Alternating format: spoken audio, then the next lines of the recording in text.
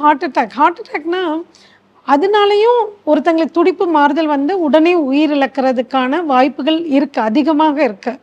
ஆனால் நார்மலாக எல்லா ஹார்ட் அட்டாக் வரவங்களும் உடனே சடன் டெத்து வராது. அவங்களுக்கு கொஞ்சம் டைம் இருக்கும் ஹாஸ்பிட்டலுக்கு வந்து ரீச் ஆகிறதுக்கு.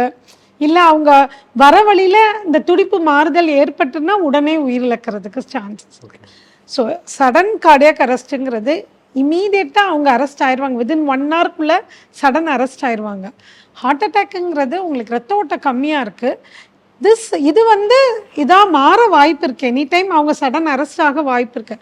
பட் யூஸ்வலாக அவங்களுக்கு கொஞ்சம் டைம் கிடைக்கும் ஹாஸ்பிட்டலில் வந்து ரீச் ஆகிறதுக்கு. இதுக்கெலாம் சம்டைம்ஸ் இல்லை. இன்னொன்று பார்த்திங்கன்னா இந்த சடன் கார்டியக் டெத்துக்கு அப்பார்ட் ஃப்ரம் இந்த துடிப்பு மாறுதலை முக்கால்வாசி சில இளைஞர்களுக்கு பார்த்திங்கன்னா மரபு ரீதியாக வரக்கூடிய இருதய தசை வீக்கம், ஹைப்பர்ட்ரோஃபிக் அப்ஸ்ட்ரக்டிவ் கார்டியோமைபதி, அதாவது இருதய தசையில் வீக்கம் அதிகமாக ஏற்பட்டிருக்கும். இது வந்து மரபு ரீதியாக வரக்கூடியது. அவங்க அப்பாவுக்கு இருக்கலாம், அவங்க அம்மாவுக்கு இருக்கலாம், பிரதர்ஸ்க்கு இருக்கலாம், கூட பிறந்தவங்களுக்கு இருக்கலாம், இவங்களுக்கும் வந்திருக்கும். இது சின்ன வயசுலேருந்தே கண்டறியாமல் இருப்பாங்க.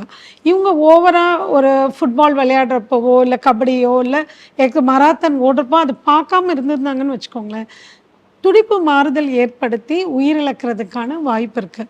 ஸோ இவங்களுக்கு ஏற்கனவே எதுவுமே பார்த்துருக்க மாட்டாங்க, சடன் ஒரு அரெஸ்ட் வந்துடும். ஸோ இது ரொம்ப முக்கியம்.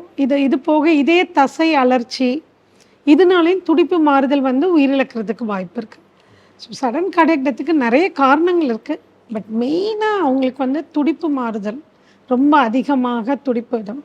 இன்னொரு சிலர் பார்த்திங்கன்னா ஏசிஸ்டோல் துடிப்பு ரொம்ப கம்மியாயும் உயிரிழக்கிறதுக்கு வாய்ப்பு இருக்குது.